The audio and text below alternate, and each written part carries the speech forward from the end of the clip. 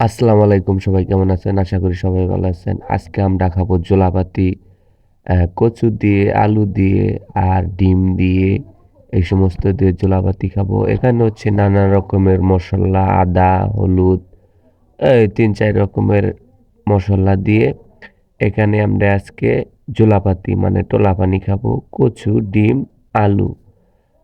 এটা রান্না করা হচ্ছে অনেক ধরনের মসল্লা। এই যে কচু আগে জাল দেওয়া হচ্ছে, তারপরে এদিকে ভাত রান্না হয়ে গেছে প্রায়। কচুর মধ্যে কাটা ইলশা দিলে অনেক ভালো লাগে। কচু এখন বাগার দেওয়া হবে, তেল গরম করা হচ্ছে। এদিকে আপনার ডিম ভুনা করা হবে, ডিম নাড়াচাড়া করা হচ্ছে, ডিম সাইডে দেওয়া হলো। তারপরে আর কি অনেক সুন্দর। তারপরে আর কি কচু শাকও প্রায় হয়ে যাচ্ছে, নাড়াচাড়া করা হচ্ছে, ডিম তোলা হচ্ছে, ডিম ভুনা করা হচ্ছে, কচু তারপরে এখন বাগার দেওয়া হবে। দেখুন কি কালার হচ্ছে অস্থির। এখন কচু বাগার দেওয়া হবে, তারপরে তেল মরিচ যা আছে এভরিথিং সব দিয়া, পেঁয়াজ রসুন খাল লঙ্গ সবকিছু দিয়া এই যে এখন সাইডা দেওয়া হইলো। ছাড়ার পরে সুন্দর করে নাড়াচাড়া নাড়াচাড়া নাড়াচাড়া দিয়া হয়ে গেল প্রায়। এখন এই যে ডিমও প্রায় হয়ে গেছে, ডিম সাইডা দিল।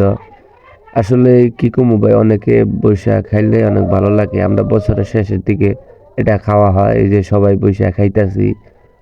বেড়া বাইস্তা যা আছে সবাই মিলা প্রায় ৩৬ জনের মতন রান্না করা হয়েছে, সবাই খাইতাছি। আসলে সবাই একসাথে বইয়া খাইলে অন্যরকম একটা মজা লাগে।